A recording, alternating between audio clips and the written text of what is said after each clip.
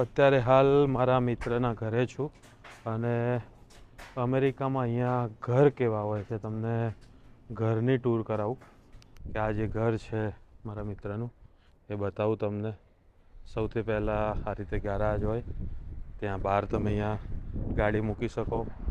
બહાર અહીંયા આ રીતે વોકવે હોય જે તમારે ક્લીન રાખવો જરૂરી છે.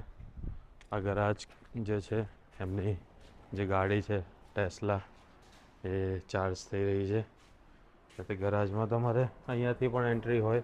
ઘણા બધામાં બેઝમેન્ટવાળા હોય છે અને આ સ્વિચ દબાવો અથવા ગાડીમાં રિમોટ હોય, સેન્સર હોય, એનાથી ગરાજ બંધ પણ થાય. અને આ જે ગરાજથી આપણે એન્ટર થાય, બાકી મેઇન ડોર બીજી બાજુ હોય. તો આ અત્યારે હાલ જે ગરાજ સેક્શન છે ત્યાં અહીંયા વોશિંગ મશીન છે, લોન્ડ્રીની બધી સુવિધાઓ અહીંયા હોય. અને એન્ટર થતાં જ આ કિચન, ડ્રોઈંગ રૂમ,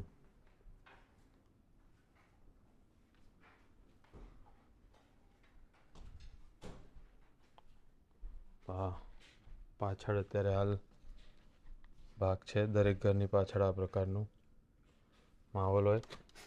ખોલીએ અત્યારે સ્નો પડી રહ્યો છે.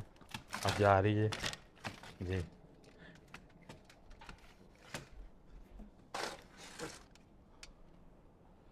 પાછળનો ભાગ છે ઘરનો, જ્યાં આ પ્રકારની સુવિધાઓ હોય છે. દરેક ઘર સામે પણ તમે બીજા ઘર જુઓ, ત્યાં પણ આ પ્રકારે છે. અલગ અલગ પ્રકારનું સમર જ્યારે હોય ત્યારે અહીંયા બેસી શકો તમે, સાંજે, સવારે. તો જોરદાર ઠંડી છે.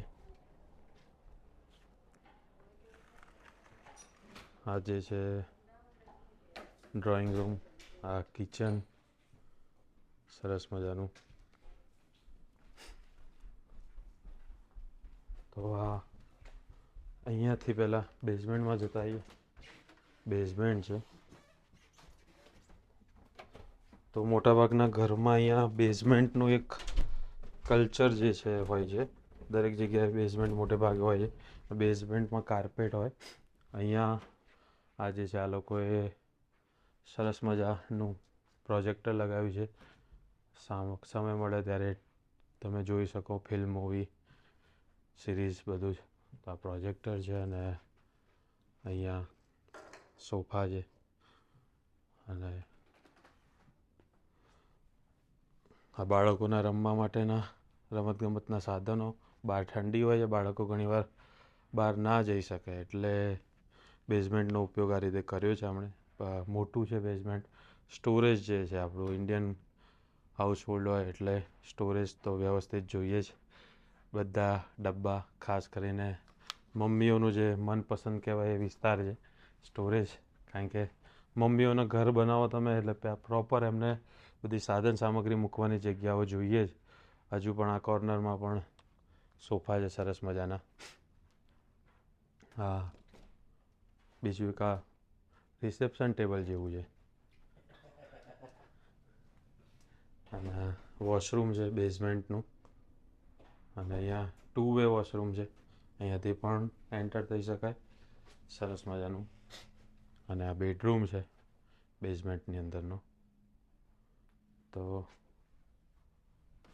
આ તમને બતાવ્યું બેઝમેન્ટ. આ પ્રકારની લાઇટો હોય છે. આપણે ત્યાં જે ઝગમગ લાઇટ થઈ જાય એ પ્રકારનું કલ્ચર નહીં હોતું. બધા સામાન્ય આવી વોર્મ વ્હાઇટ પ્રકારની લાઇટ પસંદ કરતા હોઈએ. તો આ ઘરની અંદર જે એસી હોય કે હીટર હોય એનું જે છે મેન્ટેન ટેમ્પરેચર કરવા માટે આ પ્રકારનું ઓટોમેટેડ રિમોટ હોય છે અને આના રીતે મેન્ટેન થાય. તમે ટાઈમર મૂકી શકો, હીટિંગ, આ તે બધું જ અંદર. કૂલ, હીટ, કૂલ જે પ્રકારે તમારે જે મોડમાં કરવું હોય તમામ મોડ અહીંયા હોય છે. પરંતુ આ ક્યાંથી થાય એ તમને બતાવું કે આ ઘર કેવી રીતે હીટ થતું હોય. પાણી, કારણ કે આટલું જે ગરમી હોય તો ઠંડી હોય તો પાણી ક્યાંથી ગરમ આવતું હોય આખા ઘરમાં એ બતાવું. તો આ ઘરનો સૌથી મહત્ત્વનો ભાગ છે. કારણ કે જે ઘરની અંદર હીટર હોય, ફર્નેસ, અહીંયાથી આ જે બધા જે તમે ડગ જોઈ રહ્યા છો એના વાટે જે ગરમ જે ગરમી કહેવાય બધે અલગ અલગ ઘરના ભાગમાં જાય. સામાન્ય રીતે બેઝમેન્ટમાં હોય છે અને આની બધું જ આખું પાઇપિંગ છે. એ જ પ્રકારે આ વોટર હીટર હોય જે આ સાઇઝનું મોટાભાગના ઘરમાં હોય, જેથી ઘરની અંદર તમામ જગ્યાએ જેટલા નળ હોય ત્યાં મોટે ભાગે ગરમ પાણી આવે, કારણ કે હાથ જે છે અહીંની ઠંડીમાં થીજી ગયા હોય તો એના માટે એનો ઉપયોગ ખૂબ જરૂરી છે. મચ નીડેડ વસ્તુ છે આ મોટાભાગના ઘરોમાં, કારણ કે આ પ્રાથમિક જરૂરિયાત ગણવામાં આવે, કેમ કે પુષ્કળ ઠંડી, પુષ્કળ બરફ વર્ષા થતી હોય એના કારણે. તો હવે તમને જે બતાવું છું એ વરસાદી પાણી માટેનો સમ્પ પંપ કહેવાય, અને જે અત્યારે હાલ પણ બરફ પડી રહ્યો છે અને પછી પાણી પીગળીને જ્યારે વરસાદી પાણી ઉપરથી બધું જે ભેગું થાય ત્યારે આની વાટે નીચે જમા થાય અને શહેરની જે મુખ્ય જે અલગથી જે વરસાદી પાણીની જે ગટર હોય, જ્યાં આપણું જે વપરાશવાળું પાણી નહીં પરંતુ જે વરસાદનું પાણી હોય ને એને અલગથી આ લોકો શહેરની બીજી ગટરમાં ને ત્યાંથી પછી અલગ અલગ જગ્યાએ પહોંચતું હોય છે. તો આ જે છે વ્યવસ્થા એ તમામ ઘરોએ કરવાની ફરજિયાત હોય છે. આ પ્રકારની એની બેટરી કે જે કંઈ પણ હશે, મોટર, અંદર અત્યારે અવાજ આવી રહ્યો છે, પાણી નીચે ઉતરી રહ્યું છે, આ ટાંકી.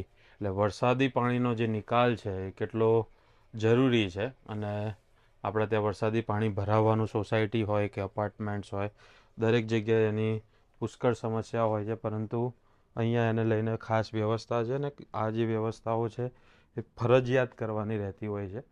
અને વરસાદી પાણી ગટરના પાણીમાં મિક્સ ના થાય તેનું ધ્યાન રાખતા હોય છે અને એનો પ્રોપર જે છે નિકાલ થતો હોય છે. ઉપર જઈએ પાછા બતાવીએ તો આ જે છે બીજો બેડરૂમ. આ આપણે જે ગ્રાઉન્ડ ફ્લોર પર આવી ગયા બહાર, અહીંયાથી આપણે આગળ ગેરાજથી એન્ટર થયા અને અહીંયાનું વોશરૂમ છે. આ પણ 2 વે છે. બધા પોતપોતાની રીતે ઘરમાં જે સ્ટ્રક્ચર છે એ બદલતા રહેતા હોય છે. જે ઠંડીમાં બહાર જેકેટ પહેરીને આવો પછી આ રીતે લટકાવે.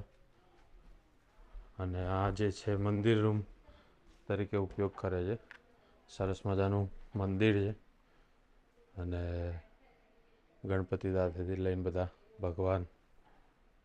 અહીંયા પણ પૂજા કરવાની વ્યવસ્થા, મહેમાનો હોય તો બેસી શકે શાંતિથી.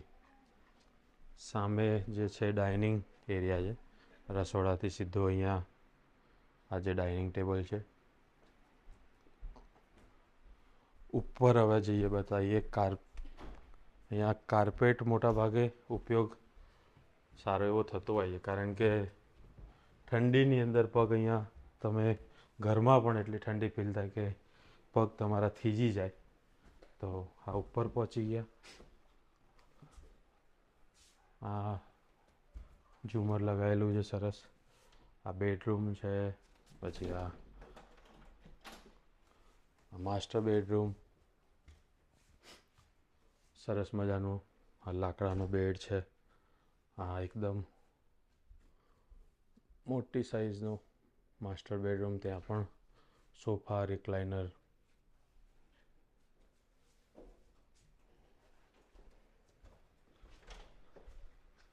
એમાં પણ અટેચ વોશરૂમ ને બધું હોય છે. અહીંયા આ પણ એક વોશરૂમ. આ બીજો બેડ.